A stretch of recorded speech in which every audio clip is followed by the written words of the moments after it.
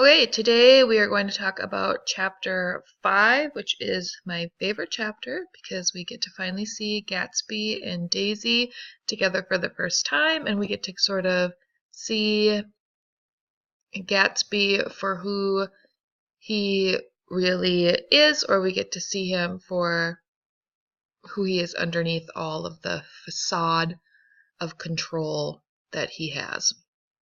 Okay, so let's take a look at what I've got going on here.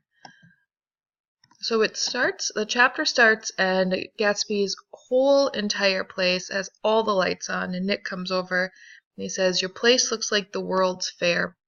Gatsby says, "Does it? I've been glancing into some of the rooms." Now remember we talked about that Nick is going to overlook some things that Gatsby does. And he doesn't pay a lot of attention to some of those things. Our job is to really focus on the things that Nick overlooks, and this is one of those things. So just catalog it in the back of your mind along with the work. He gets interrupted to have a work phone call in chapter 3, and now we have this sort of thing where his whole house is lit up, and he says he's been looking through some rooms. He doesn't really give an explanation, but Nick sort of just accepts it and moves forward. But we're going to just put that in the back of our head, and by the end of the book, some of that stuff will start making sense. I just don't want to forget about it. And then Gatsby does something kind of funny. He says, "Why, look here, old sport, you don't make much money, do you? I carry on a little business on the side, and I thought you might pick up a nice bit of money." What is Gatsby doing here? He's offering Nick something. What is he offering Nick?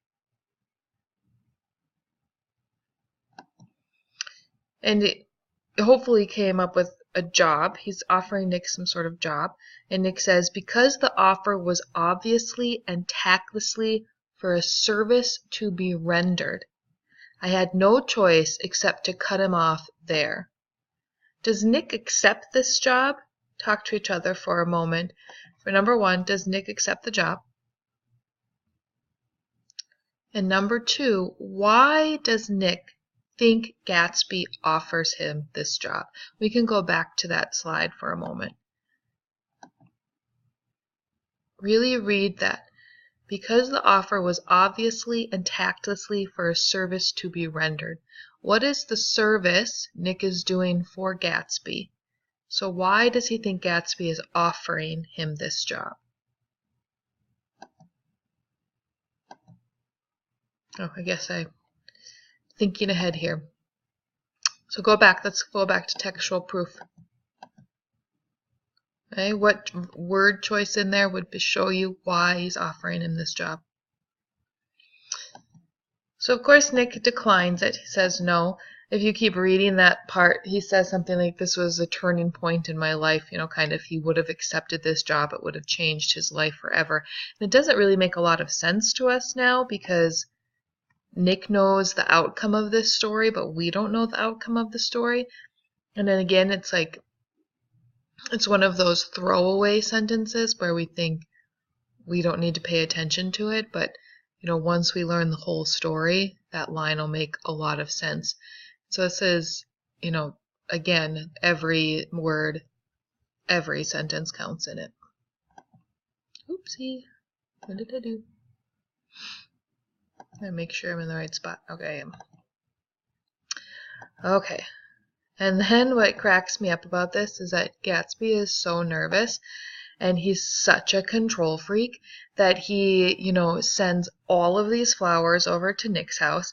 It says at 2 o'clock a greenhouse arrived from Gatsby's with innumerable receptacle contain it. So a greenhouse is Nick's exaggerated way to say a ton of flowers came and just filled up his house. And then Gatsby, appears. And it's Gatsby in a white flannel suit, silver shirt, and a gold-colored tie hurried in. Think again about the colors that we're looking for.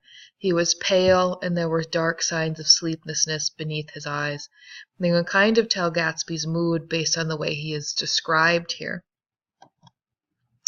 And Gatsby's such a worrywart. Like he's been planning this for so long that it's not even time for her to be there yet. And he's already like, nobody's coming to tea. It's too late. He's ready to run out of the place and give everything up. And Nick has to sort of calm him down and be like, listen, she's got 2 minutes yet. Just chill. And then Daisy finally does arrive. But I always feel like Leonardo DiCaprio does a great job in this scene of like showing that like tense nervousness that he has there. So again, tell your desk mate, what does white mean and what does gold mean? And if Gatsby's surrounded in these colors, what is that going to tell you about what's about to happen here?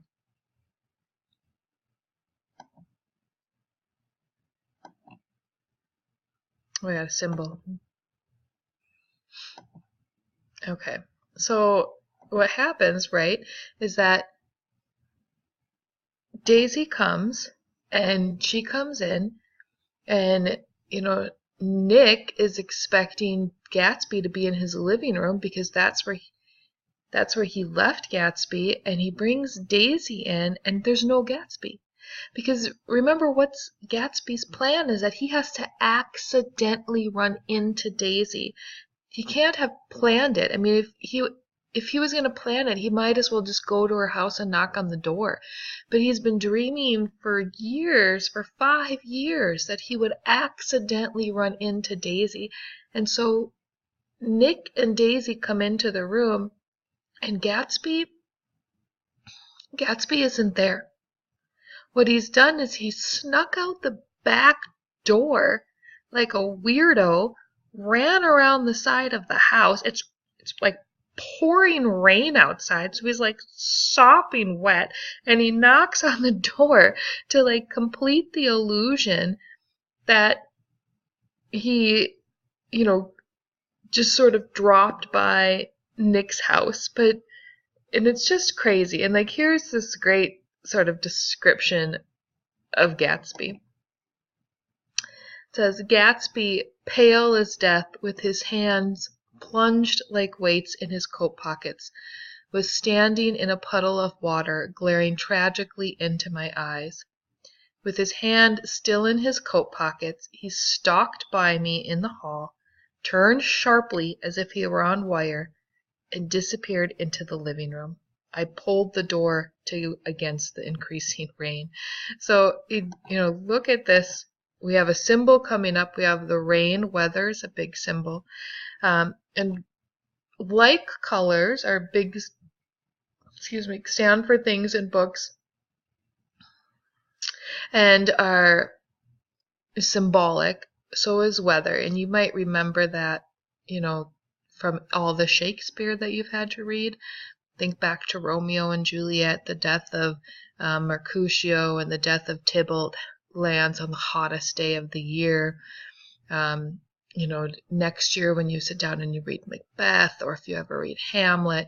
So always weather, something happens in weather. If you ever watch a movie, it's always in the pouring rain where the characters like come together, like the love characters come together and they're like make out in the rain, right? Because like rain is supposed to like be the most vulnerable, symbolic for like this like emotional rawness. So there's lots of weather symbols happening here, and there is weather happening in this chapter as well. I want you to think about that as we go through this. So I will reread this, and then I want you to tell your desk mate what words in these two passages show the mood of this section. Okay, the mood is like, how you're the reader supposed to feel about what's happening here. Okay.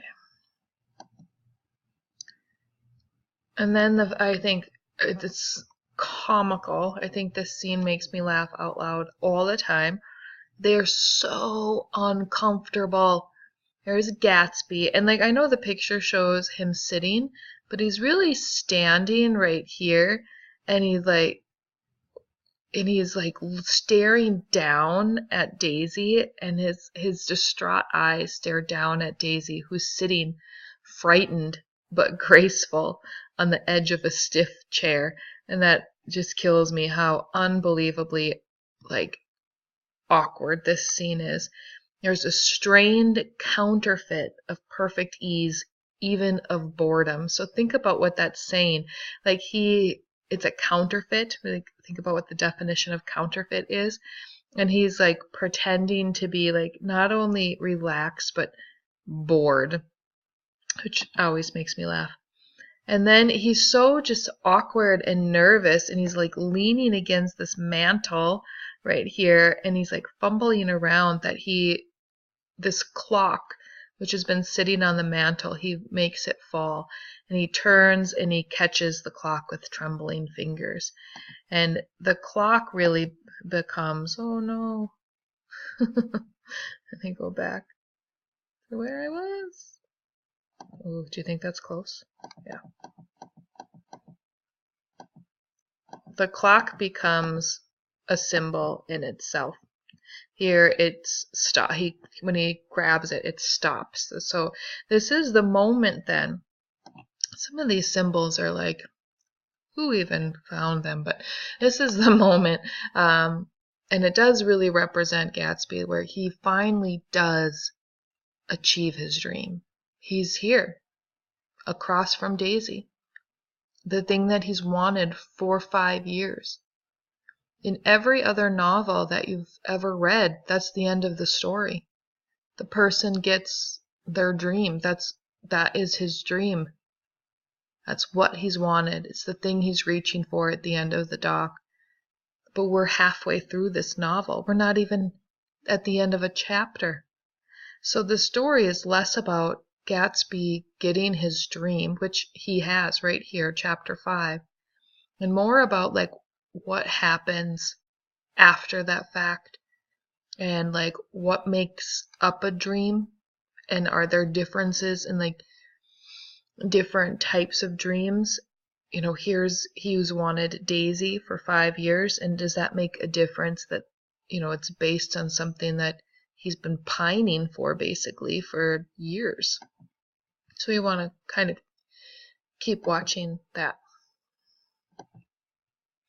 So the real, another big symbol is the mood and Gatsby's weather. So I want you to think of that question: how are Gatsby's mood and this weather similar? I think it's Nick that says it stopped raining. And Gatsby says, has it?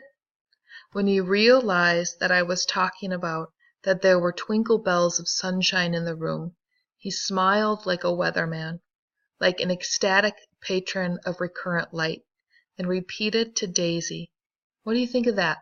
It stopped raining. So think about what was the weather like when Gatsby first came over to Nick's house, and first came to Nick's house. No, wrong hand. Then it's this hand. Okay. And what was Gatsby's mood? What was the weather? And now, what is Gatsby's mood? What is the weather? How are they similar? Take a moment and talk about that.